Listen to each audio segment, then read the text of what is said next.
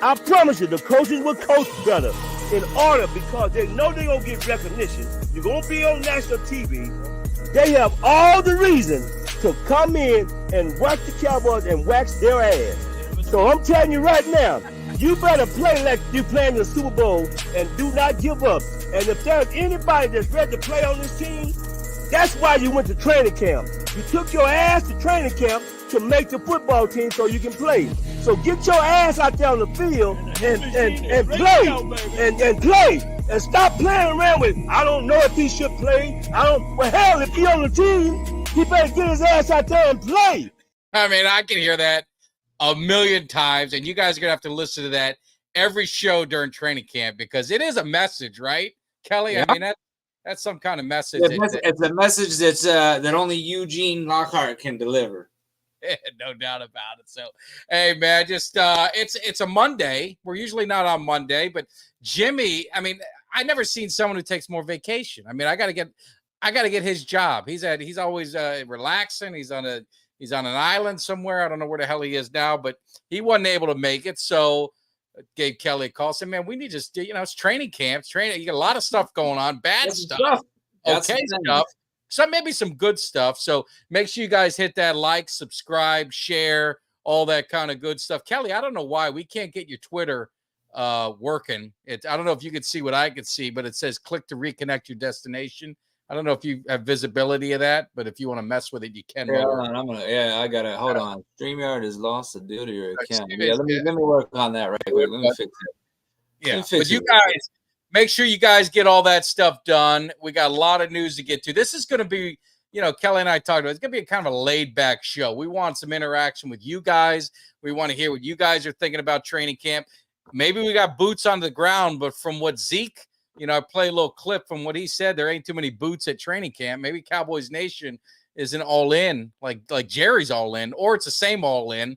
Jerry didn't spend no money, so the fans are like, I'm not going to go. That's my version of all in. So it's going to be interesting to see what happens. But Kelly, were you able to fix that or no? Yeah, I think I got it right here. I just got to authorize it. For some reason, it's made me do that. But yeah, I mean, there's technical difficulties going on, but we work through them. We're not going to stop the show, right? We can multitask.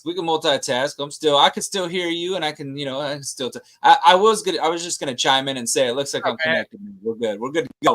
Got it fixed. No, I was just gonna say, as far as the, the boots on the ground and training camp and what I mean, I will say that, the fact that you've got Dak Prescott in there, who's the main cog in your offense, is good to see. And I don't care what anybody says. The way Dak handles his business is he wins me over every time. And I know this, just take everything about, what you think about Dak as a quarterback, whether he's the guy that can win us the Super Bowl, the way he represents the Dallas Cowboys brand and the way he handles business, in my opinion, is second to none. I think there were some fans that got a little mad at him for some of the things that he said about, you got to turn the page. If you think you were hurt by it, there were some fans that were like that. But you know what? What do you want him to do? Sugarcoat it and give you a sugarcoated answer? No, Dak has showed up. He showed up to work. He's trying to get better. He's trying to make the team better. So love him or hate him, you got to respect that he's doing that, because not everybody is there at camp. In fact, there's a number 88 that's absent from camp right now still. But according to a dude named Ricky, who I don't know who the hell this dude is, but all of a sudden everybody's retweeting his shit. According to Ricky, a deal's going to get done. I mean, it's a guy with 33,000 followers. I don't know who his sources are, but according to Ricky, he's getting done. You had Marcus Mosier retweeted him. You had Jane Slater. Jane Slater. She said it's not true. I wish I could be, like that. I don't know. It's not my. I think it's. I enjoy it. I think these guys, I think it's a little lowbrow by them. I mean, I'm not hating on it, but I mean, it's like these dudes don't have no damn sources, man. No. They got no damn sources. But people take them credible. So they look at the number of followers and they're like, oh shit. Honest to God, I think if I tweeted some shit out and said per a source, if I just said per a source, because that's what they say, if I said per a source, CeeDee Lamb's closing in on I could get a tweet to go viral and blow up too, but I'm not going to do that, man. Just because I don't think these dudes have real sources. I think it's guesswork on some of these, because of course CeeDee Lamb's going to get a deal, and it's not hard to understand what that deal is going to come as, and it's going to come in as. So I don't know, man. It kind of bugs me when I see shit like that because tons of people just run with it. Yeah. I got about it. They got about as much access as we do, which is probably nothing. Exactly. What it is. Hey, appreciate everyone hanging in. We got a lot of people in the chat. You know, the chat's the best. And I'm going to say this a couple times. I didn't give a chance to discuss it with Kelly, so hopefully he's not going to be upset about it. But we've got something that I think is pretty cool. I think it's pretty special. I got to get this off so we can do it properly. Been talking to Cuts and trying to, Kelly, try to do something special for the Cowboys Cave, maybe a limited edition kind of project, maybe something that maybe we get a little signature on from Kelly and myself. This is something that could be in your man cave. It could be out on your patio. It could be somewhere. So I put this together. This isn't the final project, but I told Cuts to send me a picture and let's hide each other here. Here when we do that, that's background shit. I screwed up. Wait a minute. What did I do wrong? Let me go back. I was gonna say, well, we disappeared, but let me fix it. Let me get it back in here. I hate when I screw things up, but we're gonna get this thing right. Let's see if that's it. I think this is it. We don't want to cover our faces, so let's see if I can get it rolled. Y'all know we're not selling anything. All right, there it is. There, I fixed it. So we have the limited edition Cowboys Cave. It's like, bottle opener, man. You got nice ice cold beer getting ready for game day. You're going to get this bad boy. It's $40. It's going to be limited edition. We're going to sign it up. Maybe we'll do this thing at the Cowboys tailgate, trying to have some fun. If not, we'll get it done and send it to you. We'll get it all done for you, but thought it'd be something cool. Kelly, you're the marketing genius. I just did this, but I know you like drinking beer. We talked about it. Love it. Too much right now to trying to lose weight, but what do you think about this gig? Oh, I love it, man. I love it. You can't go wrong with that, man. I mean, crack a cold one with the, with the Cowboys Cave bottle opener. And I mean, anything that Cuts does is class A work, man. So yeah, I'm down for that. And I mean, I don't know how many of you guys want my inscription or anything. I usually am only signing like legal documents, speeding tickets, trying to get out of something like a lawyer's document or something. But I mean, hey, I'll sign it first. I'll sign the thing. You can have it up there. And every time you crack a beer, you can say, I'm doing this. You know what, Kelly? I don't want to have another beer, but man, I'm doing this to you, make you proud. Just keep on drinking. If I can't do nothing, if I can't motivate somebody to do something, I'll motivate you to drink. I can tell you that right now. No, absolutely. So that is something that we're going to be doing, and we'll get more stuff out, but just wanted to get it going. But love it. I think it's kind of cool. And what Cuts does, I mean, he always does top-notch work. I got so much of his stuff inside the cave and all that good stuff. So definitely there'll be more to come, but this was kind of like a last-minute thing, so just wanted to get that out there. And of course, it's badass because my man Cuts has been doing it, right, Kelly? I mean, right. He does. I mean, he's got the Cuts that are up over my shoulder, the Tech one right up here, and then the Kelly K9 nameplate. So, I always got to represent those and keep those displayed proudly behind me. So, and I see you got the Hurricane U right behind you and your nameplate.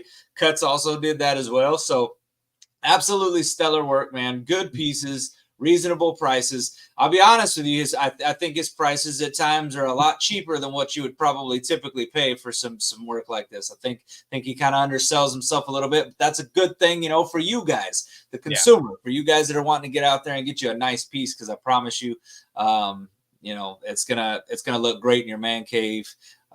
Anything you want, and you can't, the bottle openers aside, those are dope. But he does so much other stuff, man. Come up with a design, think about the design. That dude will put it down and make it into reality. So he does great work. We're proud to have him as a sponsor of the show. What's that? It doesn't have to be the Cowboys. He can do everything. He can do everything. I will say I am drafting a legal document to say that as long as it's a sponsor of the show, he cannot do any Philadelphia Eagles stuff. No Eagles.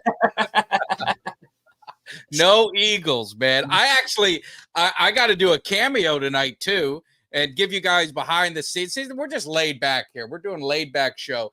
So when you get a cameo from me, I go all out. I memorize everything, but also have cheat cards. So I've been doing a lot of fantasy football cameos. So I made each team name They kind of told me everything about, little notes about them. And that way, when I go in there, they want me to roast them a little bit. They want me to talk some shit. So it's going to be a good time. So my night is just getting started. This is what happens when the wife goes away. I painted a room. I put a little game room in the front room, got a little pool table in there, got a Donkey Kong and all the old Atari games in one spot. So this is turning into this is like, I might have to rent out like what is that? An Airbnb, rent rooms out or something like that. This is like an entertainment.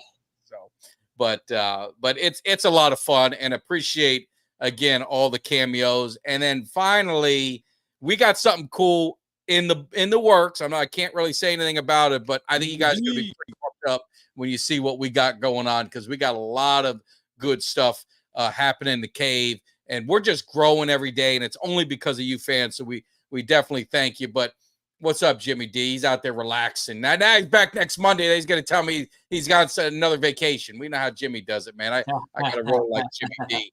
But, hey, training camp, let's get into it, because you and I, when we kind of talked, it was like Christmas Eve. It was the night before, right? So now we've gotten some days in, and unfortunately, we had our first casualty, and you really hate for this stuff to happen, especially that. Yeah, especially it's just so want to get your thoughts on that. And then I was going to touch on a little bit of defense, because Mike Zimmer kind of, got to hear him a little bit. He was on 105.3, and I had some notes from there. And then we'll get into the offense, and want you guys, this is audience participation. So definitely put your questions or thoughts in the chat as we roll along. But, Sam Williams, what was your initial kind of reaction?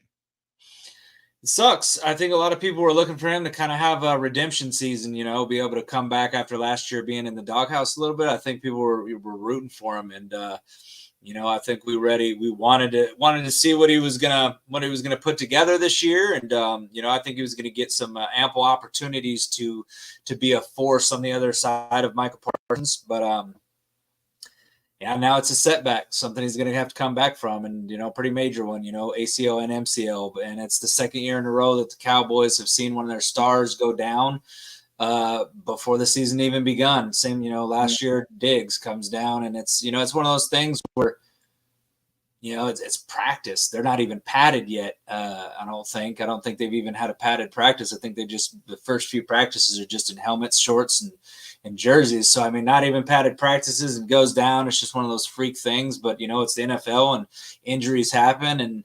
And this is why you go out and you make signs in the off season. You get guys, and you have depth, and you got Marshawn Nealon now, who's may have to mature a little bit quicker. May have to come on a little bit quicker than they wanted him to. But, you also look at this as now, did the Cowboys look at this as a need that they got to go out, and they probably want to bring somebody in there. He's going to be put on the injured reserve. It opens up a roster spot. Chances are they're probably going to try to go out and get somebody now. So, we'll see what will happen from that. But just, I hate that for him. But, unfortunate part of football, man. Injuries happen. No, it is the part of the game. And, Zimmer, he talked about it. And it's funny you say Nealon, because he said that's going to give him more reps and more opportunity. And I guess it says what they think of him, right? Because they didn't really mention anyone else. He was the first name to pop up, and it's you don't want to use that next man up. That cliche is always there, but yeah, they're going to have to get somebody. And I know they're looking in the wires now, and you get someone. And the devil's advocate of it is all right. Sam Williams, he was my breakout guy last year, and he broke out for 4.5 sacks. So, what are you missing? What you're missing is potential, but production you're not really, missing. And I don't mean to, get harsh on football, but it is football. And you're looking at this team, and you're kind of looking at what they've got to do to improve. And does this set the defense back? I guess that remains to be seen, depending on Nealon, stepping up. But it is, Zimmer had some interesting, nuggets talking about Parsons, a lot of respect for Micah Parsons, talking about the defense. They ask him, are you a risk taker? Are you going to be one to take chances? Because that's been kind of the question in the secondary. We've taken a lot of chances, gotten a lot of interceptions. Well, if you're looking in in training camp, I don't know if it's good sign or bad, but the defense is getting some interceptions. So I don't know if that's bad on their offense or if that's good on the defense, but he said that they're going to be on the ball, and he expects his corners to be on the ball and on the routes and tight coverage, and that should hopefully create some turnovers. But what he said it should do, tight coverage, means the quarterback's going to hold on to the ball longer, and what that's going to create are more opportunities for sacks, fumbles, negative plays, things like that. So I'm listening into Zimmer, and I like what he's saying. I like kind of the fire that he has. He said one thing he learned from Parcells, and Parcells always said is he says you get beat by giving up big plays. And, he said a lot of times the big plays separate the games, from wins and losses. And if you can manage that, you're pretty much going to win your 8 games. And then it's a matter of what you do with the others. So I just thought that was interesting. But I mean, any thoughts on Zimmer from what you've seen, or have you heard much? Have you been listening to any of his, he's only done a couple interviews, so he hadn't really talked a whole lot. Well, yeah, I haven't. I was looking at something because I saw today, I think, because you were talking about, just real quick, just circling on Sam Williams. There's that, I was looking up the free agents for defensive ends right now. God, it's pretty thin, but there's a guy that I heard, I think it was Law Nation, maybe tweeted it out, Yannick Ngakoue, that played under Zimmer for just one season. He's been on like 5 different teams since he was drafted, but he did make the Pro Bowl in like 2017. But he's definitely a journeyman. But I was gonna say he's a guy that I saw at least has been kind of maybe possibly linked to Zimmer and maybe a defensive end that the Cowboys kick some tires on. But no, I mean I like what I like about Zimmer is just that I feel like just already with kind of the stuff that I've seen of him. He just seems like he's pretty confident in what the mission for this defense is going to be. And I think that that's what you want to see from Zimmer. He's a seasoned defensive coordinator. So he's coming in here. He knows what he expects from these guys. And now what it is him going on and putting that into plan and following through with that. And so I don't know, it's funny because they talk about, if you've heard Zimmer talk a little bit about, turnovers might, come down a little bit in this defense because there's some slight tweaks in it, right? But I still look at it like this, dude. I look at it like you've still got Trayvon Diggs and Deron Bland, 2 of the biggest ball hawking cornerbacks in the NFL. And I know that, Diggs is coming back from a serious ACL injury. So how much, what does Diggs look like, coming off that kind of an injury? I think the good thing is that it was early enough last year that you're actually getting a few more months than you normally would of, time away where he could, because they're easing him back in right now.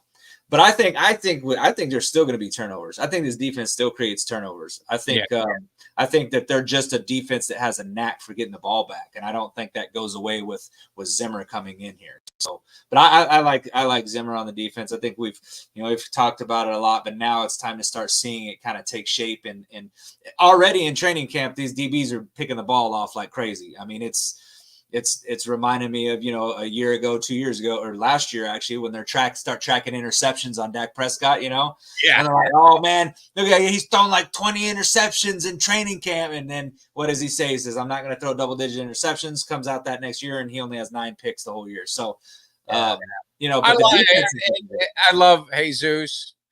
I'm sorry, Kelly. It's like these kind of things just, I don't know. I just love these comments. Overrated, plays good against bad teams. I mean, it's just, I don't know what to say. You get how many interceptions did he have? I mean, how many interceptions? An NFL record. It's like pick sixes. It's like, I mean, only in Dallas. I'm telling you. Hear that. Only against bad teams. Only against this. Only against that. It's like, obviously, he can't be a Cowboys fan because, why wouldn't you appreciate? The dude set an NFL record. Now, I'm not saying he's Deion Sanders. We're going to pump the brakes on that. That was the second year, though. He's a solid cornerback. It's his second year. Second year. He's been an all-pro. All-pro. Not that. Not fan voted. You're talking media-driven, panel all-pro. So I don't. Give me a freaking break. I mean, it's just God. These people drive me nuts. They know how to get under my skin. Well, you know, and the thing about it is, hold on, I'm going to look this up because I'm going to dispute that. I don't think that's anywhere close to being true. But DB is one of the hardest positions to play, without a doubt, in the game. And the fact that he came in his first season. And what round was he drafted in, Kelly? Help me out. How are you overrated when you're drafted in like the 6th round? In like the fifth round, I think is what they ended up getting him in. But I'm looking at, I mean, you got to pick against Washington. God. No, you're on. I mean, you're realistic. I mean, just live in that negative world of life, man. My man, it's got to be. Could that be? You think that's going to be? What's our guy? Ultra? That can't be Ultra. Even Ultra's not that stupid. I mean, there's just no way. The Rams, Washington, Stafford against Super Bowl winning Stafford. Yeah, he got one against Rams. I mean, it's the funny thing about it, like I said, is cornerback's the hardest position to play in the league. But the fact that he did it in year 2, though, his sophomore year, he did that, and. So I remember when everybody was saying Diggs was not a cover corner, they were like, Diggs is a guy. They said the same thing about him because you sit there and you look at the PFF stats. But what did Diggs do in year 3? Year 3, Diggs came in and locked everybody down. Locked down A.J. Brown, locked down Jamar Chase, he dropped down Justin Jefferson. And he did that in year 3, right? So, if you think if Bland is on the same trajectory as Diggs is, then he's going that route. Because, I mean, for as much as Jalen Ramsey, I mean, he was heralded as this, as like the best guy or whatever. What people also look about now is that now if you look at Jalen Ramsey, that dude gives up shit tons of yards, but nobody's talking about that last year. It doesn't matter. And my man talking about played bad against the Packers. The whole damn team played bad against the Packers. Yeah, but the other thing we got to remember too is that they moved. The whole team sucks. And they moved Bland from slot corner to outside corner. In his second year, he's naturally plays the slot. So you move this dude from his natural skill position as a slot cornerback to an outside cornerback, which there is a difference there because now you're covering 1s and 2s versus covering the slot guy. And he still had as many picks as he did. And he's still in his second year. Come on. Jesus knows how. Jesus or Ultra knows how to get under my skin. It's a gift. Well, it's silly to do that for a second-year player that's that accomplished already in 2 years. A fifth-round pick is probably going to get paid either by Dallas or by somebody. But he's gonna get some money. He's gonna get some money, and I promise you, this year, I really do. I think that'll be one of the best secondaries that we've seen in a while, man. With if Diggs comes back, and if we can get 70-80% of Diggs at what he was playing at year 3 pre-injury. That's a good cornerback. That's an all-pro cornerback. And then if you got Deron Bland, and I don't know if they said they're keeping Deron Bland on the outside or are they moving him back in the slot. Well, it really depends. Like if Kalen, they're really high on him. I mean, he's been looking good. And that's my thing. If you got a guy out there that you feel comfortable with pushing outside and bringing Bland back into the slot, but they got Jay Lou in the slot too. But that's what I'm saying. But I'm just saying, Bland is at slot corner was phenomenal his first season, and then year 2, like I said, moving him to outside cornerback, he was still good, man. So I don't know, man. I love me some Deron Bland. I think he's a solid cornerback. Like I said, he's not Dion. No one ever said he was, but the dude was a 5th-round pick. You turned a 5th-round pick into an All-Pro player at a Pro Bowl selection in his second year. I mean, how's that overrated? I mean, that's beyond anything I could ever think of. I pray that whoever our 5th-round pick is this year has half of the start that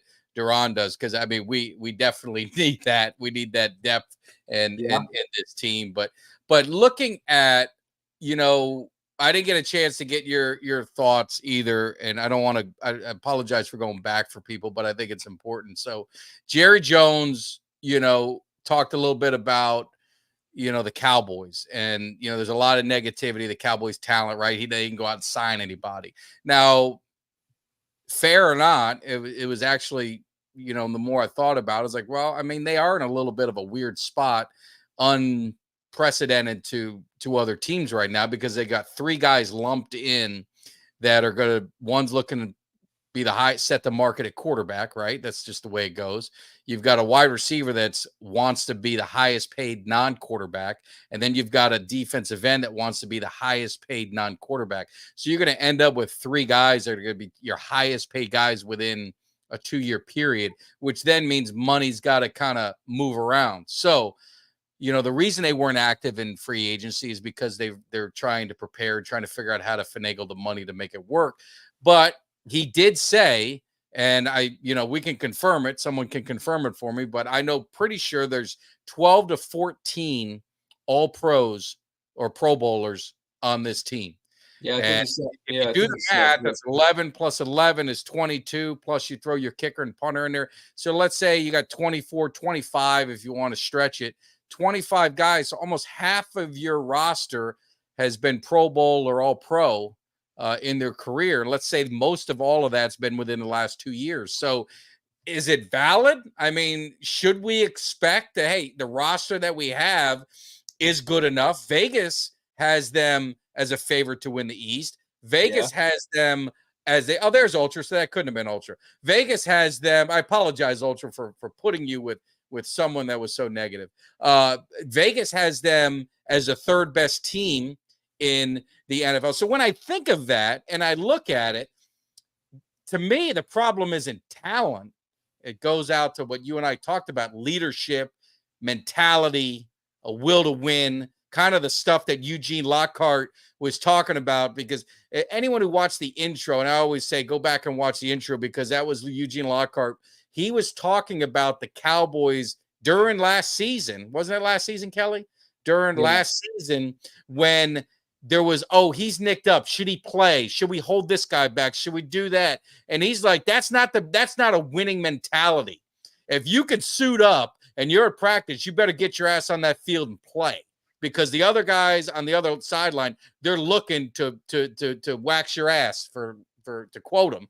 But that's the mentality, because we all got sucked into it, man. I think in the Cardinal game, it's, we don't, let Tyron rest, or let this guy rest. Tyler's not ready. And Arizona went in there and just whooped our ass. And maybe that's what's missing. Maybe it's not talent, it's mentality. Yeah. No, it's the mindset.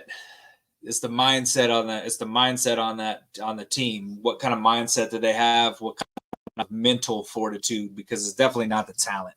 There's talent on that. There's talent on that team. It's never really been a question about that. I think, we see it. You don't win 12 games 3 years in a row by sheer luck. Like you just don't do that. This NFL is way too competitive of a league to just wander in and be a blind squirrel and catch a nut 3 years in a row. That's not what the Cowboys are doing. I still think there's talent. I still think there's talent on the team. I don't, I keep looking towards the postseason is what I keep looking towards. And I just, from what recent memories of what I've seen of this team in the postseason, it just feels like they're ill-equipped when it's time to win or go home, And so what can change with this team over the next, several months, working their way to the postseason, it's a long season and there's a lot of things that can happen. There's coaching, there's motivation that happens during there from these coaches, getting these guys ready and hopefully instilling the right kind of mindset that they need to win. Because I really don't think it's not a talent aspect. It's not. I know it's not. It's not a talent aspect. It's just something up in here. When if they figure it out, I've said it many times. All it takes is it's only you got to win 3 games. You got to win 3 games in the postseason. You got to win 3 games, and you can't tell me the Cowboys can't go on a 3-game win streak against some teams. I've seen it happen. They can absolutely win 3 games in a row against top tier competition. And all it's going to take is that one win that just really gives them that confidence. Like, I know you say you want to stay away from the San Francisco, but I feel like it's one of those things where if they played San Francisco in the first round and they beat them, like, let's just say they beat them good, right? Let's say they gave them an ass whoop and they beat them by 10 points or something. You do something like that, I think this team would roll to the Super Bowl. Yeah. No, I really do. And I agree, Ultra. I think they do put pressure because you could see it in the look in their eyes. It's like, yeah, it gets you know, worse every year. the Clubber Lang, man. You know, guys know I love Rocky. When Clubber Lang was up against Rocky that first one, he said, "You see that look in his eyes? He's scared." And he already said he was screaming he's the new champion before the fight even started. I know that's a movie, but that, I mean, there is truth to that. And Yeah. I think with this team, it's that mindset. And Jimmy Johnson kind of talked about it when the Cowboys finally got over that hump in that one playoff game. And he said that, you know, when you guys had adversity, it wasn't, oh no, here it goes again. I mean, those days are over. And that's the mindset that they gotta have. It's like, if you get a little adversity, you can't fold, you can't panic. And that's what I would say in the Cowboys. And I think a lot of us, I know Doug and I talked before the game, and it's like, we want the ball first, because the worst thing that can happen in the playoffs for this Cowboys team is to have the team get the ball, go down and score a touchdown. And I just think panic's going to set in. And I just think with the Cowboys, that's kind of their mindset. It's like they change. Like when they're playing with the lead, you see them. They're different. You've seen them blow out teams. And it's like, man, I can't, man, they're blowing these teams out. And I don't care who the team is. I watched it on some of these games, and it's like, it was the Eagles were one of them. And it's like, man, before you knew it, they just started steamrolling. And then if you get a little adversity, they start to fall back. So that's where, you know, I think there's a lot of truth to that with their mindset, you know? Yeah. I agree. I agree with that. And, you know, it's the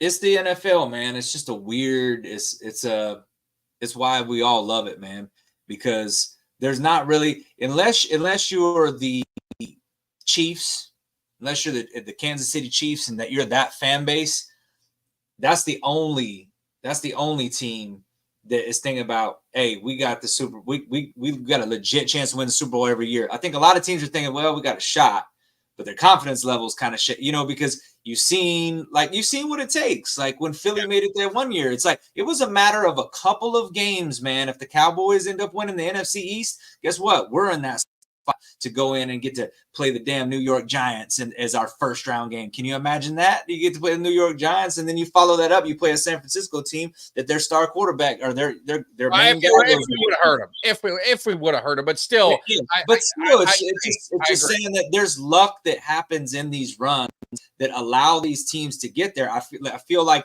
the only team that you can consistently look at right now, in my opinion, to say that's a team I expect to be in the Super Bowl, they don't need luck, they're good enough, is the Kansas City Chiefs. And I mean, think outside of that, the rest of us, all you want is a shot at the postseason, because you know crazy shit happens in the postseason. It takes a little bit of luck. It takes a big play here or there. And I mean, you just think about it. You can even look back to the San Francisco game a couple years ago when we lost that game as 19-12. A couple of plays literally is what decided that game. You're talking about a couple of plays decided the outcome of that game. If those two or three plays go the Cowboys' way, then that score is flip-flopped. I mean, it just is. And so you look at that and you think that's what gives you a hope as a fan, is that you know things like that can happen. Yeah. No, I mean, and that's it's like Ultra said, and I agree with them. You know, they're going to win their games. You know, it's funny on Monday's show, and I know SoCal's a big Cowboys fan. I never question anyone's fandom, so he might have got a little offended by some of the stuff I said or tweeted or whatever, and I don't mean any offense by it, but he had said the Cowboys were only going to win like whatever game. So I said, well, Vegas has them. I think he said they're going to win 10 games. I said, well, Vegas has them at 9.5. I mean, so I think they're going to win 11 games. That's what I predicted. And I said, but they're going to win more than 9.5. And somehow, I don't know, Cuts is now I made him the money man. He's holding our money. Somehow he challenged me to a bet, and he's a big diehard Cowboys fan. He's got his brick, and there's no question about it. But he bet me the Cowboys won't win more than 9.5 games. And my question to him, and my question to any Cowboys fan, is why would you bet money on your team not to be successful? And I don't care if you're saying I'm betting with my heart, I'm not betting with I'm betting with my mind, not my heart. I'm just saying I wouldn't bet at all. Like I would never in my life. It's like I gave the analogy. I will never have an Eagles quarterback on my fantasy team. Not because I don't think they're good, not because I don't think they can help me, but I'll be damned if I'm going to sit at a game because I don't care what anyone says. And they say, oh, I just hope he does shitty. Bullshit.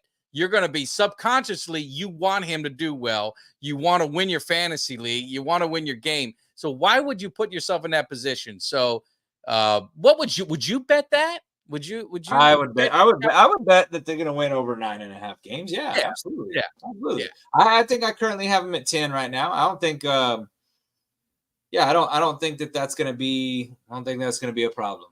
But would you bet? Like, would you take a bet if I said, "Hey, Kelly, bet me $100"? I already have a bet. I got a bet with an Eagles fan for $200 that we win the division. Would you bet them $200 that the Eagles win the division? Hell no. Well, that's what I'm saying. Like, would you ever bet negative on your team? Oh, no. I can't. But he did. We bet $100. So Cuts is the what do you call the guy that holds the money? I don't know what he call him. He's the money man. He's what? He's the money man. That's the money man. He's going to be doing that. We'll see what happens, but I think the Cowboys are going to be good. But it's like you know, I love Ultra because he drives me nuts sometimes, but he brings a lot of valid points that you got to accept. It's the playoffs. The Cowboys can go 17-0, and you guys are digging the hype videos. We're all riding the train, and we're having a great time. But in the back of everyone's mind, and I'd be lying to say it's not in the back of my mind, it's, yeah, but the playoffs. And that's what this team is going to have to overcome this whole season. And that's where the mental toughness, right? Because I don't give a shit. The media is going to remind them every single week. I don't care if they beat the Ravens. I don't care if they open up against Chicago. They could start out 3-0 and riding high. And I guarantee you, Stephen A. Smith's going to be on ESPN saying, just wait. Everyone's going to be on the radio, just wait. The haters are going to be, just wait. And, and the odds are only one team out of 32 is going to win the Super Bowl. They'll probably be right. Hopefully we make them wrong, but we'll see. And I will say this. I will say this to Cowboys fans that are out there right now, for anybody that gives you that reply this year, for anybody that tells you just wait when they're telling you that, somebody out store passed by, they say just wait. You tell them, you know what? I am waiting, but in the meantime, God damn it, I'm enjoying the ride, because you know what? You can wait, for the the roller coaster to reach the top, but you know what's coming. The drop's coming, but you're still going. You're gonna enjoy the ride. After that, you just kick back and enjoy the ride. So it's the same thing for the Cowboys season. Enjoy the ride. Don't let anybody, and I know I will not. I'm not letting anybody. Don't let anybody shit on you when you are celebrating these wins, especially if it's over good teams. But it doesn't. Winning is winning, and there's nothing that cure. What do they say? There's no medicine as good as winning, and nothing cures your ailments. Winning is a euphoric feeling, and that's why we love the game. That's why we love watching sports, because the victory, that adrenaline rush you get when your team wins a game. Don't let anybody shit on that by saying just wait. We all know, we know it in the back of our heads. We know, but celebrate every damn win and walk with your chest out this whole damn season, because that's what we're Cowboys fans. They're not stealing my fandom and my fun. I'm gonna have fun this year. Better believe it. Now, if I end up upset, I'll worry about it when the time comes. But I'm gonna have some fun and hey, appreciate it. Is this a new subscriber or new person? I don't remember 5 points, but. Or maybe you've just been hiding, but definitely appreciate it. Got this shirt when Jimmy Johnson got inducted into the Ring of Honor, long overdue. I thought that'd break the curse. We all felt it, especially after that Detroit game. The way it ended, it's like, oh, there's definitely the curse has been lifted. You couldn't ask for the ending the way it was, and to rip the hearts out of the Lions fans and controversy and everything like that. That was great, but. Depth at defensive line is dropped off bad with Sam Williams. Now, this is where I've got to, and I'm not bagging on Sam Williams, but 4.5 sacks. He's been kind of an underachiever. Maybe he was going to step up. We all hoped and prayed he would. Everything sounded great. But I think if we pick up a guy that's on the streets, you're probably getting the same production that you got last year. So you're going to be right back where you started. So I don't want to say it's a huge drop off. It hurts. from the potential standpoint. I think we all would agree that, but I think the Cowboys will get a guy, and I think they believe in Nealon. I'm going to defer to the guys who know more about him. I know Ultra's been very vocal about him. I never saw him play in college, so I'm not going to pretend to be an expert. I didn't study him. I didn't even know what college he went to. I had to look it up. So I will. We'll see what happens. Oh, BB Cook. All right, there's my man. Yes, he's the chef. He's one of our chefs.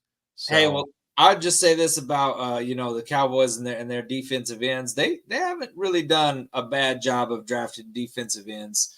They've found some guys, and some of these guys from lesser known colleges. DeMarcus Ware was from Troy, and who was DeMarcus Lawrence? Who was DeMarcus? Was he Boise? He went to Boise. That was when that Boise State Love Fest. Yeah, so I mean, you got guys that they snag that are kind of out of these lesser known universities. Randy Gregory was didn't do super great for us, but he had some we call him. He retired. He may be a guy you get out of retirement. I don't know if you want that headache there, but they found him out of Nebraska. So I think Nealon will probably be. I think hopefully he'll work out. We gotta hope that he works out, because if not, you're right. Cowboys might be in trouble across that defensive line. Already thin at defensive tackle, and there's not a lot of free agents out there. Defensive, guys that you can go draft. And again, this is it's one of them things, man. You gotta roll with it, man. You may be weak at one spot, but somebody else gonna have to pick it up. So. Yeah, and I mean, don't forget, you still got Tank Lawrence. I mean, it's not like Yeah, absolutely. And he's gonna play every play. I mean, you still got Tank Lawrence, and maybe Yoko's been there, right? I mean, is he still there? It's just a hit, honestly, to your depth. I mean, it's a loss, but this is definitely not a loss that's got me staying up at night. Like last year when we lost Diggs, I was physically sick when that happened. Like I was like, this is not good. Not good at all. And now, I mean, it's more of those things. I'm just disappointed for the guy more than anything. It's not that I think, oh shit, man, what are we going to do without Sam Williams? Because I mean, honestly, last year he really didn't do anything. So, I mean, great on special teams though. It was when they put him at gunner, man, he kind of found his spot there at the special teams unit. But we're gonna have a victory party before the game at a strip joint. So I'll miss those. Yeah, there's that. Don't everyone get all pissy at us. I would really had high hopes for Sam Williams. It sucks. I hate to see anybody. I don't even want to see an Eagle get hurt. I don't like to see players getting hurt. I want to play the best. To be the best, you got to play the best, and be the man, you got to beat the man. So you don't like to see any injuries. It's just disappointing that you hate to see that bug, and you hope that it's not the beginning of something that's that you see those teams, sometimes the injury bug just seems to get them and they can't get away from it. So hopefully, fingers crossed, knock on wood, that'll be the last that we have to see that. So flipping to the offense, because that was one of the topics we wanted to talk about. We got sidetracked. This is what happens. We get sidetracked on different things. And before we get going, because we got a bunch of people, and make sure you hit that like, make sure you hit the subscribe, make sure you hit the share. It's very important. And also, before I forget, just one more time, just to show some love for our man Cuts by Jones. He's putting together a little limited edition bottle opener, Cowboys Cave. You can get them at the tailgate party. You can pre-order them. We're gonna have those, so you can get them shipped to you if you're not gonna be at the tailgate.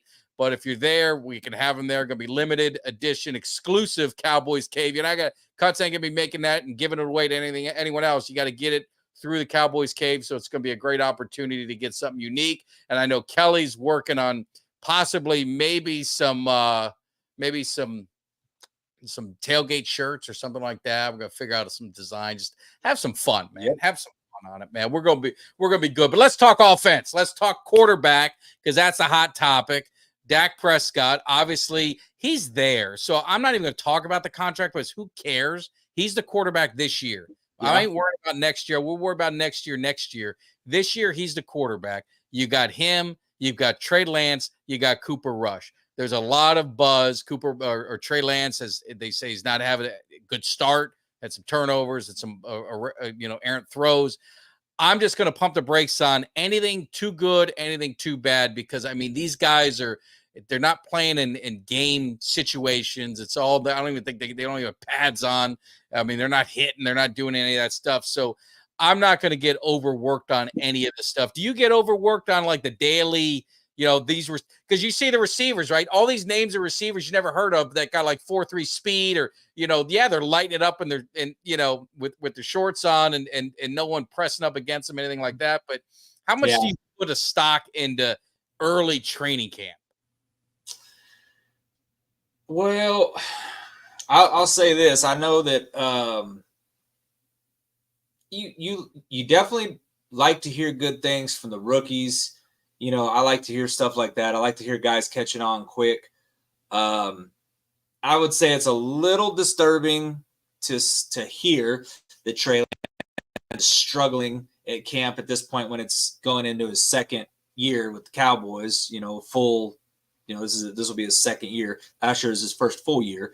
I think when you hear the quarterback doing that, when he knows and how important this is to him, I don't know. It doesn't make me very hopeful that he's gonna show anything else that he didn't at San Francisco and that he so far hasn't in Dallas, because he hasn't been able to beat Cooper Rush out of his backup spot.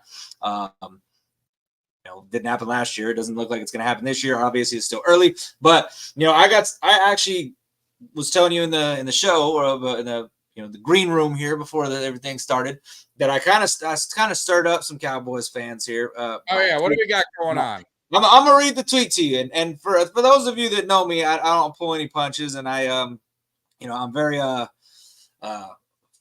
forthright when I say what I say. So I said something, and I said, I'm trying to find the damn tweet. I didn't realize I tweeted that much today. Anyway, so basically what I tweeted is I said, I don't think that I think with Trey Lance, I was like, I don't like to insult people. I said, but I think for those people that say, for the Cowboys fans that are out there, I've seen several of them that have said that Trey Lance is the future. I'm like, sorry, not sorry, but you're a dumb fuck.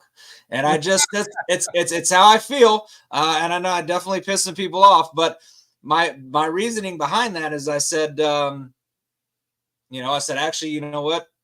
No offense. And I said, actually, no, you can be offended. I don't give a shit.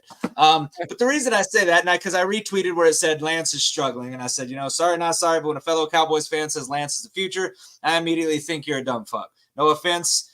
And I said, actually, you know what? Be offended. I don't give a fuck. So I didn't mince words with that. But the reason I say that, though, is because he's not the future. And everything can back up that he is not the future. We can hope and pray that things turn around in the preseason, that he shows something that maybe somebody wants to bite on it. But it just don't look like it. When he first got traded to the Cowboys, I remember calling you up and I said, you know what? It's a low, what did I say? Buy low, you buy it low, and maybe you can sell it high. But it hadn't panned out. That's what I thought when we got him. I said, hey, you know what? Low risk, high reward type move. Let's go with it. But it just hadn't worked out. And I get it. We still got the rest of the preseason.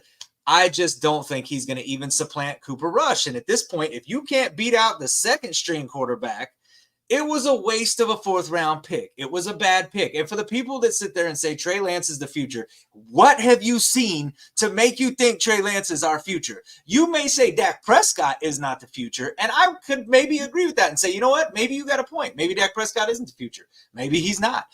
But I damn sure ain't going to tell you that Trey Lance is the future. I ain't seen shit from Trey Lance to show me that he could take over the reins and be a competent quarterback. If Trey Lance was the quarterback this year, we'd be picking number 1 next year. I don't care how much talent's on this team. We're going to be picking number 1 next year if Trey Lance is the quarterback this year. So I just, he's not the future. The only thing I would say, and I don't know if Trey Lance is the future, and I don't know if Dak's the future, whatever. Like I said, I'm just focusing on this year. I'm not going to kill the quarterbacks, in training camp. I just, because we're not, I mean, you're seeing clips. You remember when Dak Prescott, that year, and the Eagles were trolling and they were, Dak threw 3 picks and, during the day. Yeah. I mean, it's so stupid because you just don't know what they're doing in practice. Is he forcing it because they're just trying to, work on plays? So it's just, hey, we're going to force feed balls in there to see, just to do it and give just to see how your receivers compete. Is our receiver going to fight for the ball, see how they do the young? So I don't know everything that goes in there because I'm not at practice. I'm not a coach. I'm not involved. So I never put stock. What I want to see is preseason. What I want to see is how he competes on the field. And like I said, he should, by all intents and purposes, dominate because you're probably not going to play preseason. Now, the starters really don't play on the teams. So he should be, if he's good enough to be a starter in the NFL and be that he should have a very good preseason. So I want to see that, but I agree. I mean, I'm not going to give him the anointing oil because he hasn't done anything, but he's been a third overall pick. He's got that. He's always going to get a chance. He had opportunities in San Francisco. He just did not, he did not take advantage of it. So, with injuries and whatever else. So it'll be interesting to see what happens. But I mean, Dak has thrown interception. I know Ultra said he threw more than Trey Lance in preseason. I have no idea, or Trey. I have no idea. I mean, how many do each one throw? I mean, you could sit there and go crazy. So I'm not going to go nuts with it yet. I'm going to wait and see. Give me what is it? Next weekend do we play? Is that one? We play next weekend. And here's the thing is that's fine. Having that outlook on it, that's fine. But to say that, but for people to legit try to tell me Trey Lance is the future, what in the hell have you seen that would make you think that? There's no fucking way. There's no way. I don't know what right now. He couldn't beat out dudes in San Francisco when they didn't even really have. I mean, who did they have? He got beat out by Jimmy Garoppolo. Come on, man. And he couldn't. He had a chance last year to beat out Cooper Rush. Couldn't beat out Cooper Rush last year. Starting off training camp struggling this year. Yeah, maybe those struggles will turn into something else. And I seen several people that told me. And Ultra, I seen him say it in the chat that, Dak wouldn't have started unless Kellen Moore and them got injured. No, that's bullshit. As soon as Dak got a chance in the preseason game, the very first preseason game, he came in there and lit it up. And anybody with two eyeballs could tell that had something. Because I remember watching that game. It was against Seattle. Dak Prescott comes in, boom, boom, boom, boom, boom, takes him right down the field. You're like, damn, like that dude had. And after he was so good, they didn't even play on the fourth preseason game because they knew he was the starter. That's how good he was. Like, so it's nothing. That's taking everything away from anything that has to do with anything when you're talking about the Dak Prescott. He was going to be the backup that year if Tony Romo would have stayed healthy. Even if Kellen Moore would have stayed healthy, he'd have beat his ass out too, because as soon as he stepped on the field, you could tell Dak Prescott was different. Trey Lance, he's not like that. And I haven't seen anything to show him that he's like that. Yeah. And I mean, Trey Lance won he did. I mean, we talked about injury. I mean, he got hurt.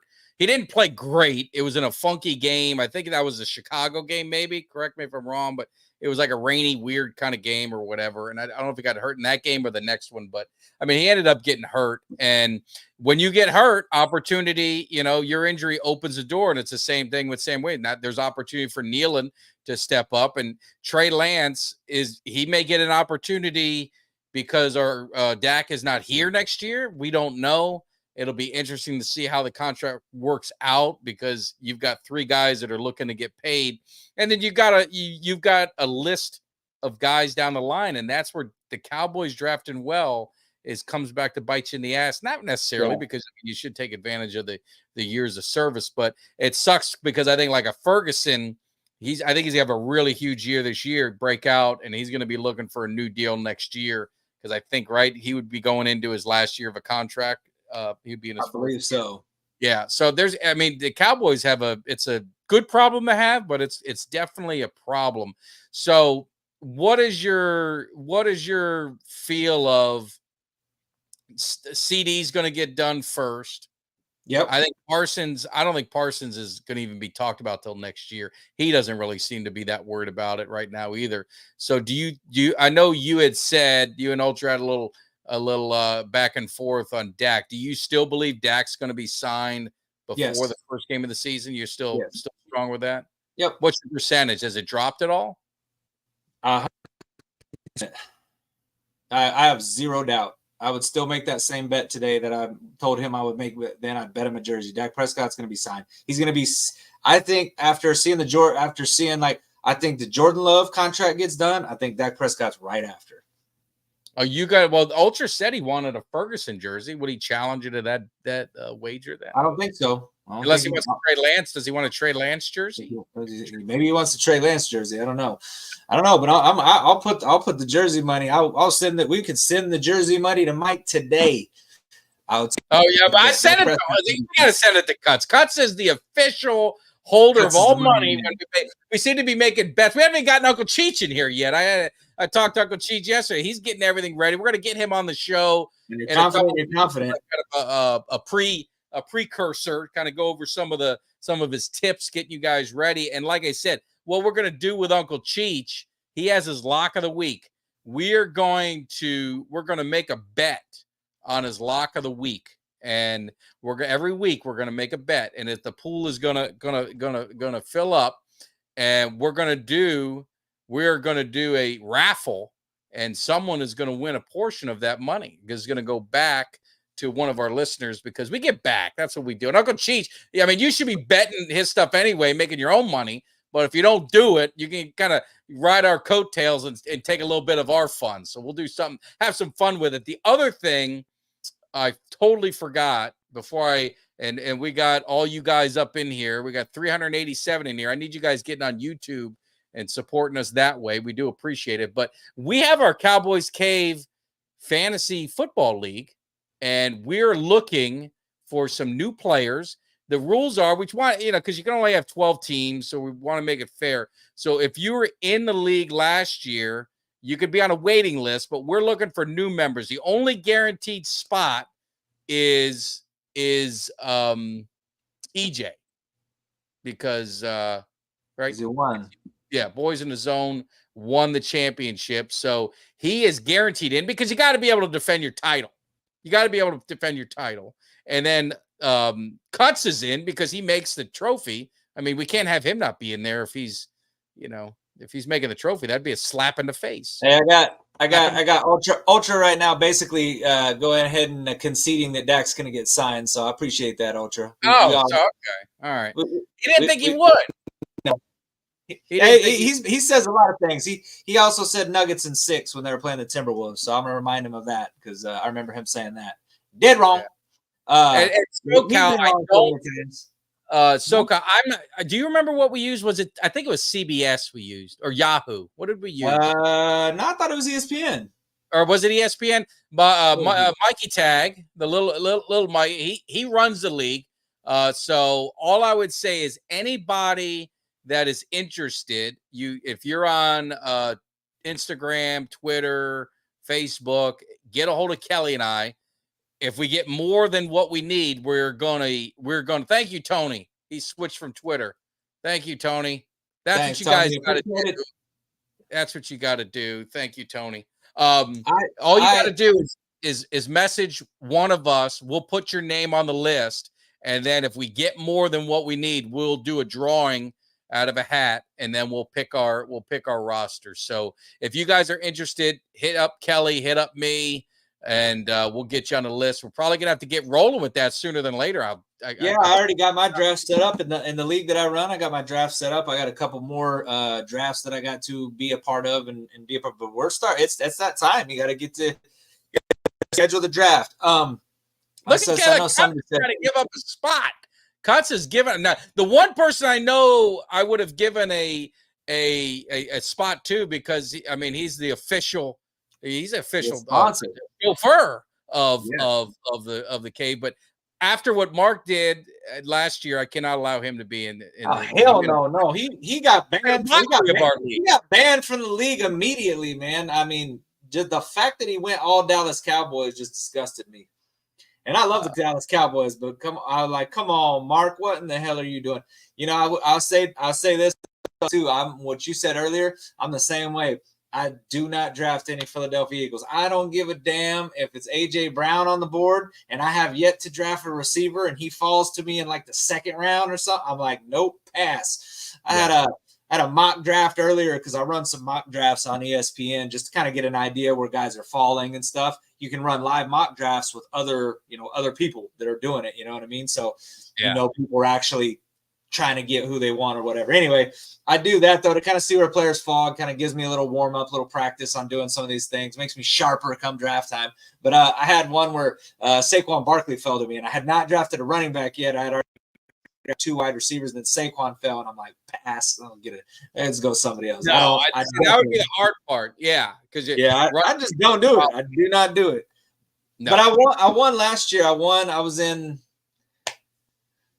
to try to cut it back this year. I was in 7 leagues last year, and I made the playoffs in every single league except for one. And I won first place in the one league. I was second. I was runner-up in our league. Unfortunately, I couldn't hold it down in the year one and let it go down in the books that one of the Cowboys co-hosts won it. But I'm looking forward to. I love football, man. It's going to be a lot of fun, and I know some people there's no cost. We don't do it for the money. We do it for the love and the bragging rights. So all I would say is if you are invited, you be legit and you play to the end. I don't want you start out like shit and you just kind of fade away. That we will roast you on Twitter. I'll tell you what. Well, what we need to do, you know what we need to do? We need to this year we need to implement a punishment for whoever comes in last. Seriously, they got to do something. I don't know. I don't care if it's like something embarrassing. Wear a tutu. I would say wear a jersey of the team you hate the most, but I would never follow with that bet because if somebody tried to make me put on a Philly jersey, that's never going to happen. Never going to happen. Well, you come up with it. You come up with because I want people to know what the punishment is. That way, if someone's uncomfortable with it, hey, I'm not doing that. I might stink. I don't want to take it. So you come up with it. Think about it. Give some time to marinate, and then we'll get this thing rolling. Well, I know last year in one of my leagues, man, I had like three. I mean, just horrible luck last. 3 wins I had on that team, but I swear I was managing the waiver wire, trying to get trades all the way down to the absolute wire, just because I'm still looking at like I might be able to get in the playoffs if I could win like 4 in a row here. Didn't happen. Obviously, I ended up with like 3 or 4 wins in that team, but I will never quit, man. I'm way too competitive to give up. No, I got hit with injuries on last year was my worst for everything fantasy football.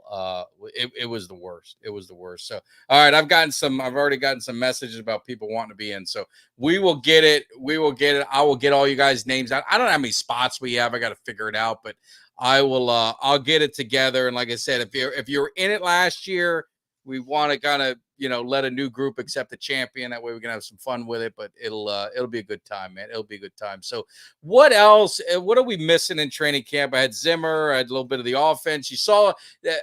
I'll leave you with just maybe something funny. So Zeke, I played a video where he was they said, man, you're back. What's different? And he looked around, he goes, there's a lot less people here than a couple years ago.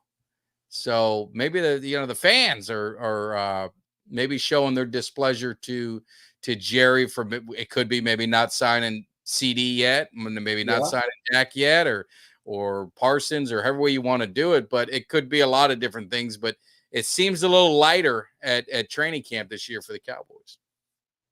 Yeah, and maybe that's the case, but don't tell Jerry that, because I'll tell you what, that's the one thing that I heard 3 or 4 times this week that couldn't have made me more sick. When they're talking to Jerry Jones, they're asking him about, the fans. Do you feel that you owe it to the fans?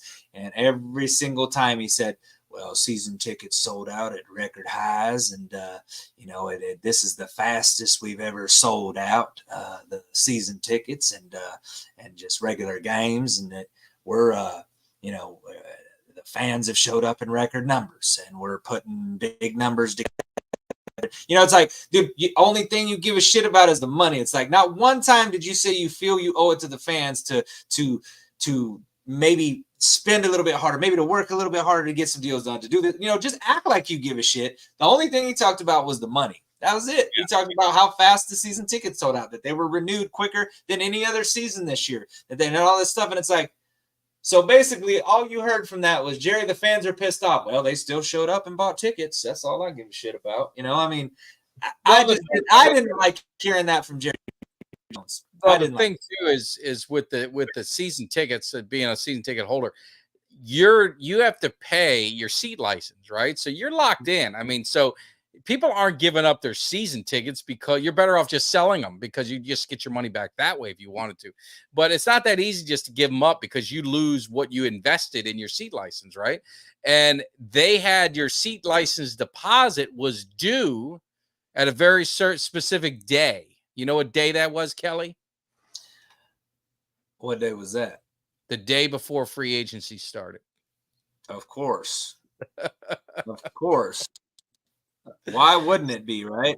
It wasn't like they had it renewed now or after free agency, you know. So I want to, if I can, I just want to read this real quick because this is what specifically I kind of read this and it's not the first time he said it. He said it a couple of times, but this is when they asked him, they said the idea of fan apathy, fan apathy, and he said this was Jerry Jones' answer. He said, "Well, let me just say, I'm going to say it in Jerry Jones' voice." Wait here. Let me back up. Well, let me just say this. I think our fan base is frustrated, and I think they wanted to beat Green Bay. I think they want to beat the next one that comes up. Now, we were the second seed in the whole NFC, and we were as healthy as any club that has been in the playoffs in many years. Not just the Cowboys, any club. We were healthy. We should have gone further. And we had a quarterback that arguably was the most valuable player in the league last year. We should have gone further. Now, my read from our fan base is frustration. Apathy, not when you are so far ahead of the rest of the league. By that, I mean this league, it takes 32 clubs. We're eons ahead of other clubs when it comes to our ticket renewal, season tickets, timing of season tickets. When you look at television and you look at the teams that they watch on TV, we're going away number one. That's not apathy. They may be hot. They may be wanting more, but they're not apathetic. And so that's Jerry Jones right there. That's what he said. Now, does that sound like an owner that really gives a shit about the fans right there? I never heard that. I didn't hear it. Now I heard it. That was this quote that I read word for word in the voice of Jerry. I know a lot of people know I do the Jerry impression. That was the Jerry impression, but that was word for word what Jerry said. Now, that don't sound like somebody that gives a damn about what the fans think or how they feel. That what he's seeing, dollar signs. Yeah. Wow. Dollar signs. And that's frustrating for me because as much as we have this kind of love-hate thing with Jerry Jones, what I would at least expect to see is him to understand the frustration within the fan base of why we feel as frustrated as we are when free agency comes out and there 31 other teams make moves and there's one team that didn't, and it's the Dallas Cowboys, the one team that Jerry Jones said we're going to go all in, and they don't make one move on day one of free agency. Or the fact that they just really don't do anything in free agency outside of the Kendrick signing. I mean, really nothing. And so we're sitting there thinking, okay, well, maybe they're putting all their eggs into the basket. We got our signed CD. We're going to sign Dak. We're going to get, we're going to get things done with, maybe get something done with Micah early. No, nothing. So, I mean, the frustration from the fans, I feel like is justified. And I just feel like Jerry Jones just didn't really read the room on that. Instead, he's talking about, well, they still watch on TV and numbers, second to none. We're eons ahead in terms of ticket sales and all this other shit. It's just it's a tone deaf answer to me. And that's what's crazy because he's usually pretty savvy and he'll say what the fans want to hear because for years and years, he, you get that press guy, he gets you pumped up and I remember the 5-11 teams, he'd have you almost believing like, shit, man, we'll make the playoffs. We might actually surprise some people. And then you go 5-11 again. So, that's the part that's a little disappointing because maybe he's losing that touch or maybe he just doesn't care anymore, whatever it is, and just sick of talking about it. But, I would say, there was a comment. I posted something and someone said, Mike, you're going to have a hard time, getting hyped up for this season and getting everyone hyped up for the season. And I would just say this. And it was after the Jerry Jones press conference, and maybe they're referencing what you just said, and I didn't see it or whatever. But the thing I would say with this team is Jerry's not on the field. I believe in these guys, the 45 guys that are going to be on that field. I still believe we've got a talented roster. I still believe in Mike McCarthy as a coach. I believe in Zimmer. I still believe this team is a Super Bowl caliber team. Now, will they get it done? We don't know. But the team is there. I mean, Jerry could talk all he wants, and that's why I always would say the players got to win in spite of the drama and everything else that Jerry creates. He likes that noise. That's what goes around. It's like what Ultra said earlier about put too much pressure on it. Well, the pressure kind of maybe starts at the top. With the owner, it's constantly in the news after every game. He's constantly always talking about it. But you know what? I'm riding with these guys that we got, man. You got the star in the helmet. I'm going to roll with you, man. And I think we're going to win every game. I plan on winning every game. I know we're not going to win every game, but that's my mindset going into every single game. I'm confident that this team will get it done. There's going to be bumps in the road, but I think this team in the end, if you can get in the playoffs, that's all you could ask for is a shot. You just want a shot. So I'm going to be confident in this team. I got faith, even though Jerry drives me nuts. I get you. I feel like that. I feel like that's realistic. I mean, if you've got a team that you can get to the playoffs, you're literally, you got a shot. You got a shot. So yeah. Oh man, Doug and Carl are going at So I mean, that's the question, and Carl brings up a point. The Cowboys haven't done anything in 30 years, or the Phillies done one. And, we had Smitty on, and we love the Eagles fan. And I asked him because he had said, he kind of made a comment. And I'm like, what do you do for Kelly and I? I've seen 3, and I wasn't a baby when I saw 3. I was pretty much almost an adult. I was close to an adult. Then I was already an adult when they got the 3rd one. So, do those disappear? So I've seen 3 in 35 years or 34 years, whatever it is. And if you've seen 1, what would you rather have in your life? Would you rather have that? Would you rather see 3, or would you rather see 1 before you die?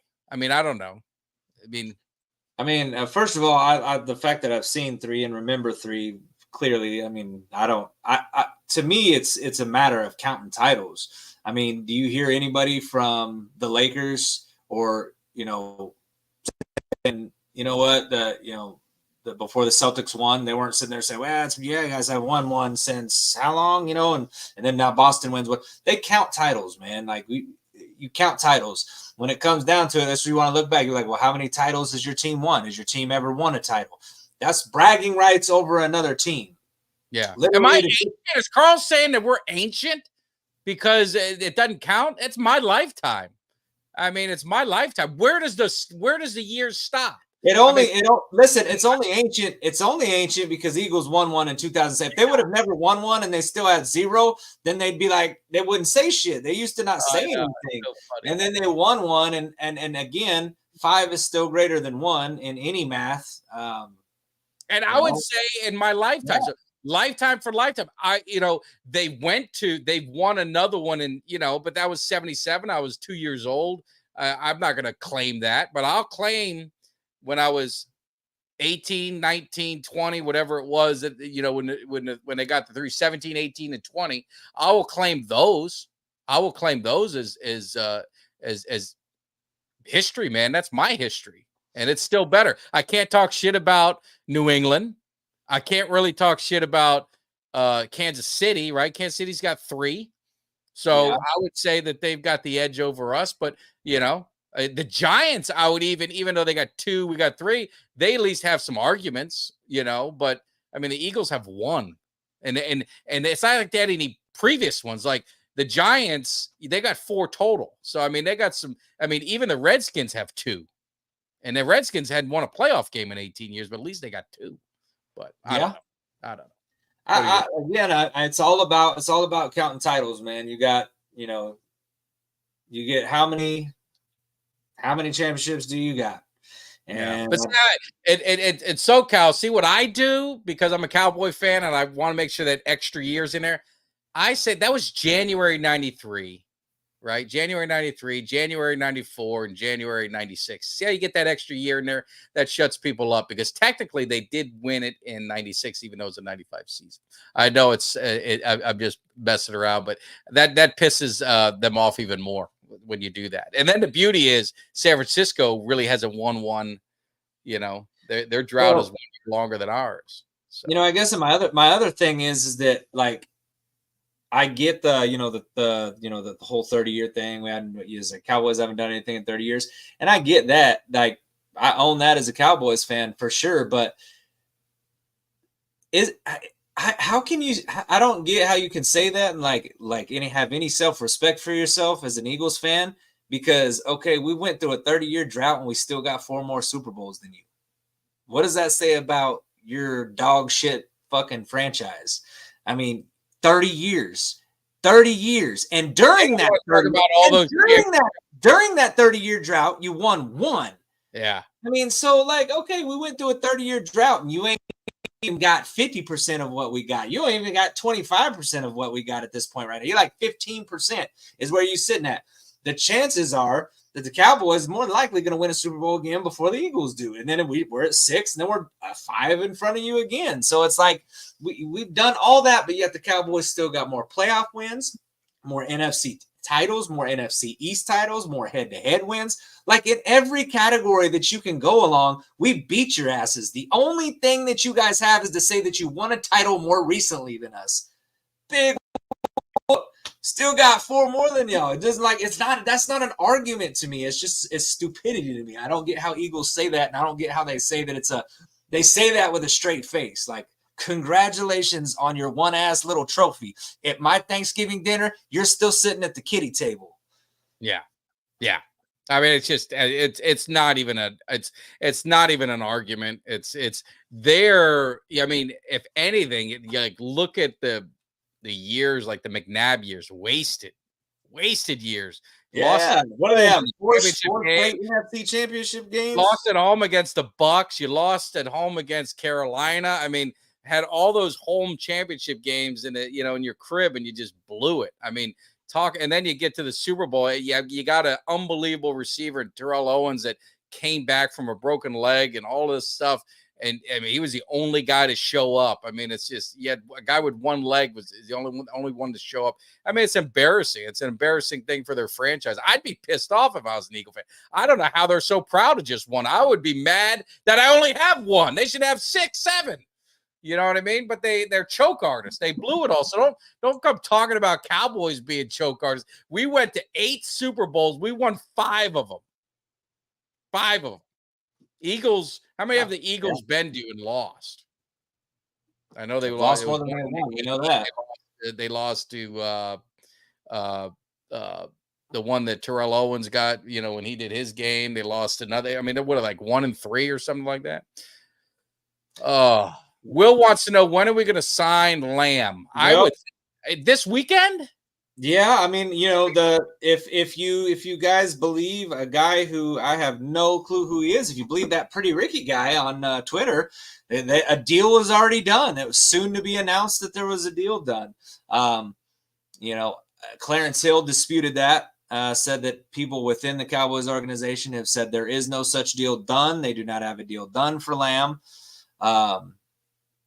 I would say it's going to get done within the next week, within the next business week, I would say. So I don't know if it gets done by. I would not be surprised if it gets done right by that. It'd be like Jerry to have a deal done for the Hall of Fame game on Thursday. Still a little thunder. Still a little thunder. You got the Hall of Fame game. It's the first NFL preseason game. Everybody's talking about football again. What would they be talking about? CeeDee Lamb. That's the headlines. They're gonna talk about the game, but then CeeDee Lamb's leading the headlines on all that, probably even before the game. So I don't know. I don't think it's far, because I did hear that, and I don't remember which one of the reporters, but I did hear that they said that there was a deal, an offer had been made to both Dak and CeeDee Lamb, is what I heard. There was a deal on the table. Stephen Jones said that. Stephen Jones. Who was that?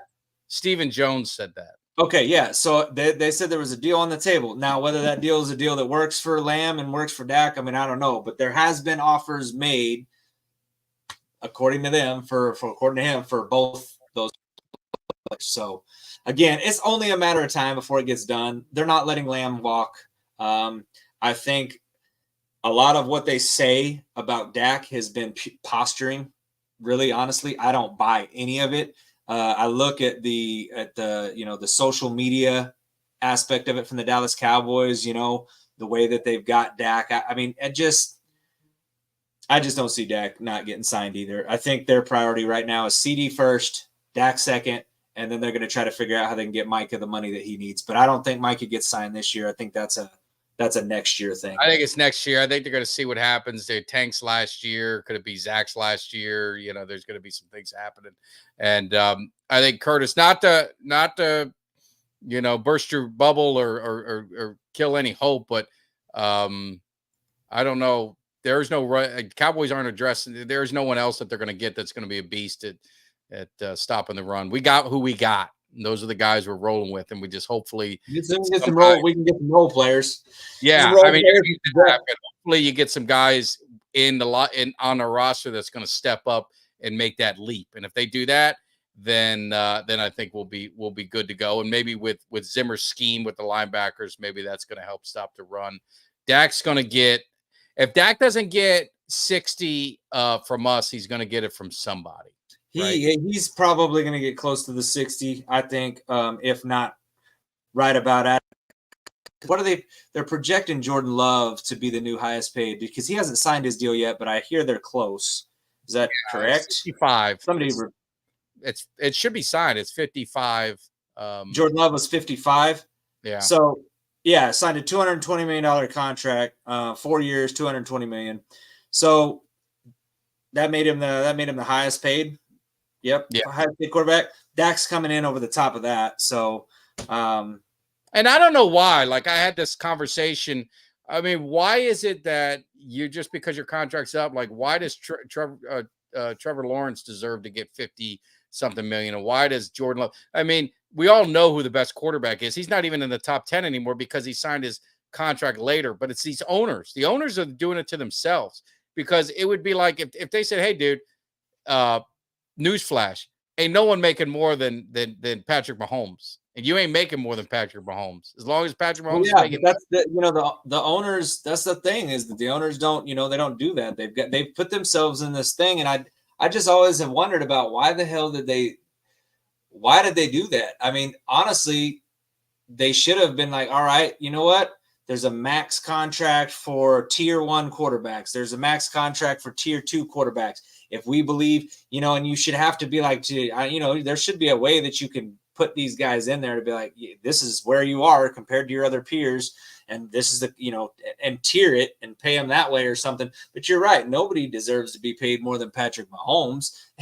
And you've got a guy named Jordan Love, who not trying to take anything away from Jordan Love. He had a great season last year, good little run there in the playoffs, but Jordan Love, the highest paid player in the NFL, you'll think he earned that? No, he just he was due next, and he knew the quarterback market is hot right now, and he's like, let's strike this. I want a new deal. I'm not playing under this. I want a new deal. And the Packers gave it to him.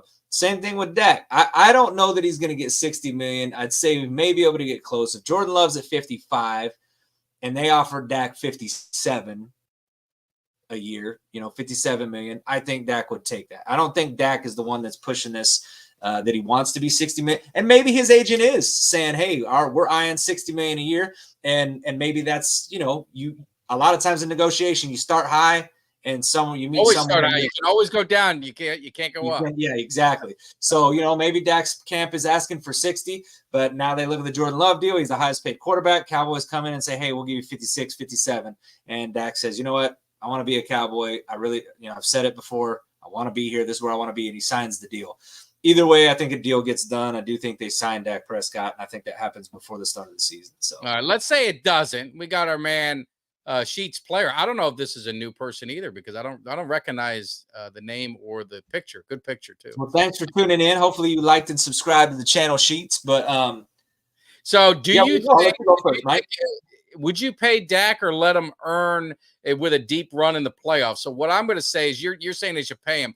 My question is, if they don't pay him, I'm going to change the question around a little bit because I couldn't see it. But if they don't, this is where I thought he was going. If they don't pay him and Cowboys, let's say, God forbid, get beaten the first round, do you still try and pay him, or do you like, man, I think we just got to figure something else out? So you're saying if we don't pay We don't sign him, then we have the same result? we lose in the first round, a competitive game, but we lose in the first round.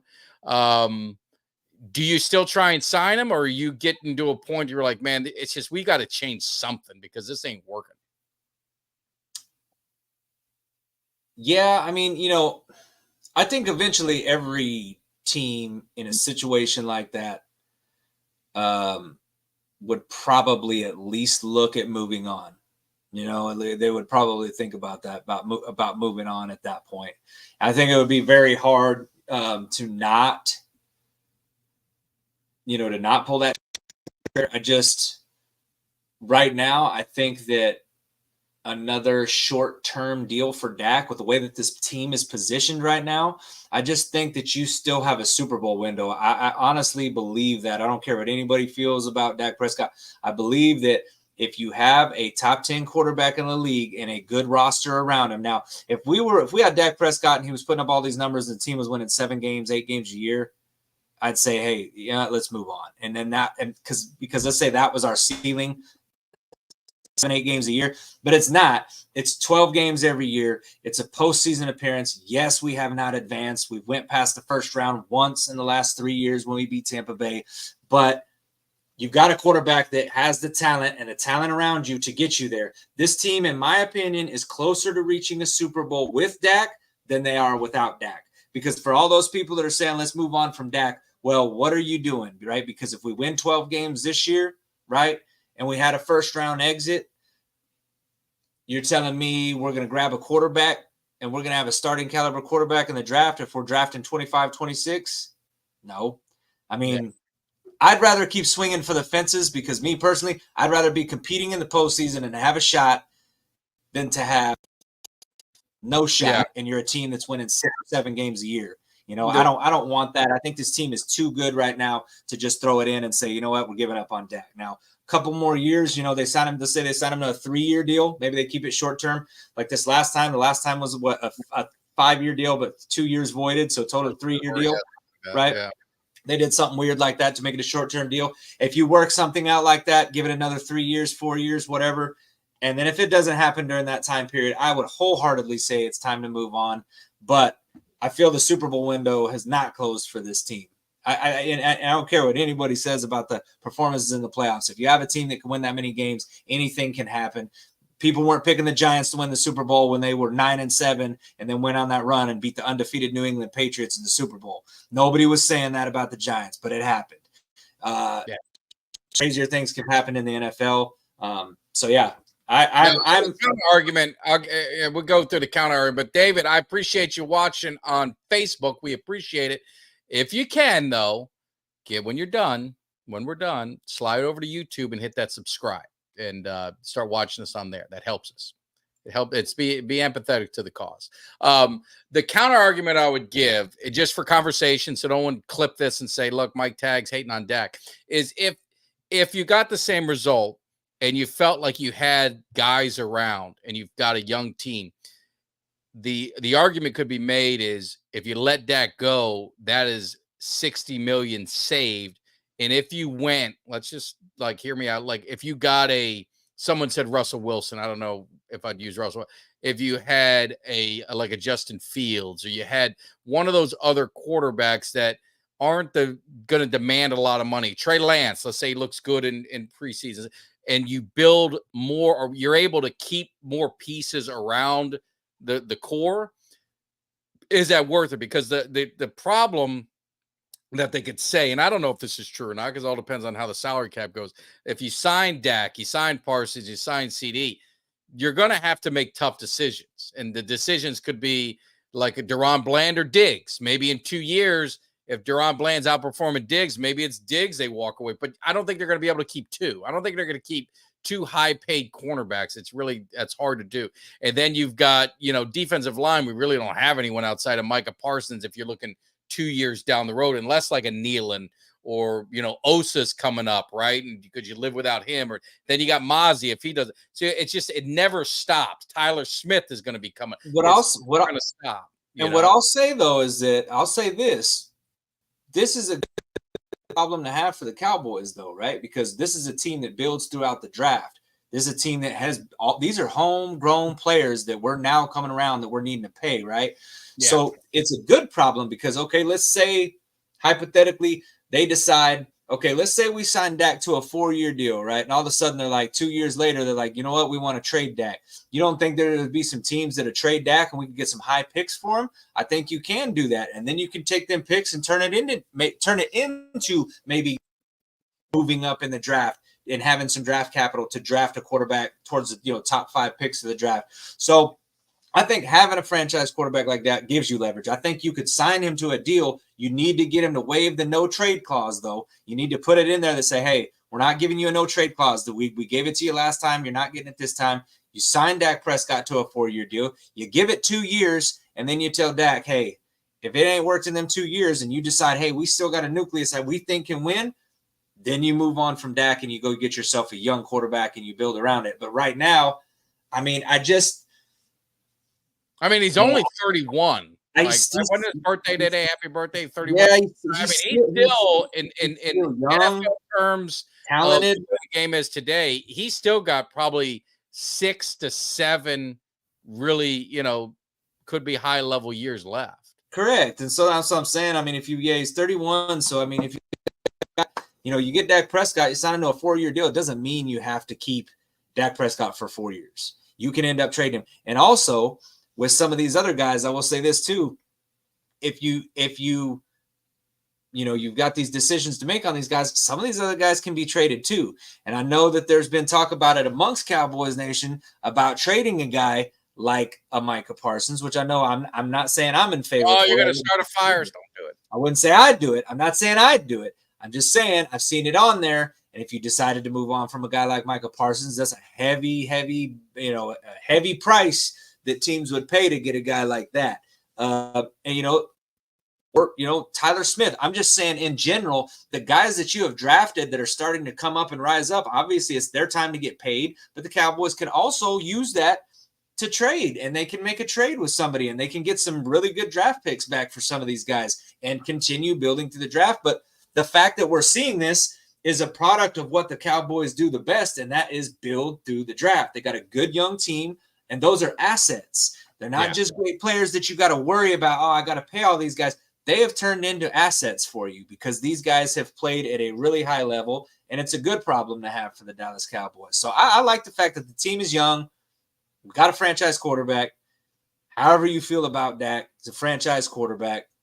Yes, he's got to do better in the playoffs. But you look in Baltimore, they're not sitting there talking about we got to trade Lamar Jackson, get rid of Lamar Jackson, and he's 2-4 in the playoffs. Yeah. Dak's 2-5, Lamar's 2-4. They're basically the same, and Dak has played way better than Lamar Jackson in the playoffs. Lamar Jackson's like 6 touchdowns, interceptions in his 6 playoff games. Dak Prescott 7 playoff games. He's 14 touchdowns to 7 interceptions. Got more yards, better passer rating. Everything. But they're not sitting there in Baltimore talking about, well, we got to ship Lamar out of here. They still love the guy. It's just Dallas, the expectations have built. They're so high. They've crescendoed so high right now. Everybody wants a championship so bad. I get it. But it's like all these people that want to blame Dak Prescott for the last 30 years of us not winning. Dak Prescott only been here for 8. What's the excuse for the last 22 years? No, I know. He ain't been the quarterback those years. It's things that It's things that a lot of people don't think of. It's the low-hanging fruit to always go after the quarterback and to say, this guy would be better, this guy would be better. It's all hypothetical because you don't know. But what we have seen is Dak Prescott win 12 games. Come up short, absolutely. But he's still one of the top quarterbacks in the league, no matter how you look at it. Yeah. Now, and you can have the argument Lamar and Dak, but Lamar's won 2 MVPs, and he is. I mean, they had that. Which career is more disappointing, Lamar or Dak? And to me, it's got to be Lamar. I mean, he's had MVP seasons, and he's just has not been able to get it done in the playoffs, and he hasn't played well in the playoffs. And unfortunately, just I don't know if his game sets up well for the playoffs, because usually playoffs are very, they're tight. It's going to be kind of a lot of pressure. And I think when you can't throw the ball well, I think you kind of get exposed. And I don't know if he's the best passer of the ball. So when he gets in put in those positions, I think it doesn't bode well for him. So anyway, it's great debate as we get going. But at the end of the day, the Cowboys got to win a damn Super Bowl. I think that's the crust of all this stuff. Is enough is enough. These Cowboys got to win a Super Bowl. They got the talent.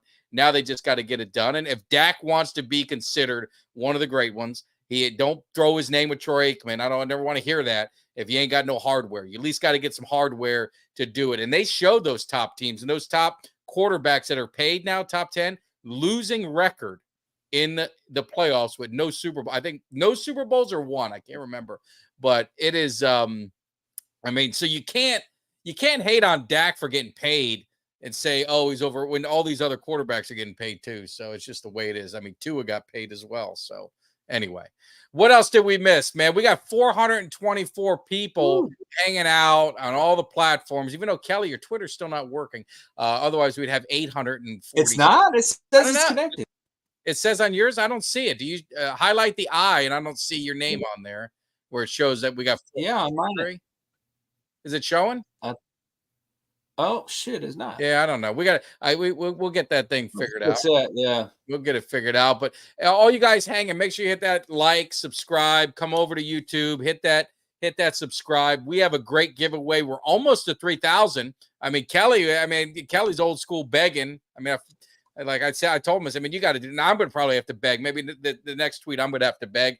And I'm not too proud to beg, so I don't care. But we get to 3,000. And it's not that we need all you guys. We love hanging out with you. It just helps the channel grow. And we want this channel to grow because we have a great time doing it. Hopefully you guys do as well. And as the season gets going, I think, Kelly, I don't know if we're going to do a live game like we did in preseason. We kind of just kicked it for a little bit, at least a couple hours during a game. Maybe we'll do that in one of these games and have a good time with you guys, but we want to have a good time. So make sure you guys hit that like, subscribe, share. We've got a couple cool things that are in the works that I think is going to be really exciting for the channel and an opportunity for us to grow even more. So just hang with us, man. If you guys are just hold on. Put your whole foot in, man. Jump in. So. Stop the presses right here. This is newsworthy right here. This ESPN breaking news type stuff right here. What do we got? You got a message here from that's your daughter. My daughter. That's Eva and Lena. I got to look. Yes. She made All-American. Eva made All-American at her cheer camp, so I want to show her some love for checking it out. And she's busy, working hard. That's why I've been home alone. Her and Mom are running things down at cheer camp, and she made All-American. So proud of you. Love you. And miss you, and we're going to celebrate when you get back, and hopefully have some good times. But yeah, she's awesome.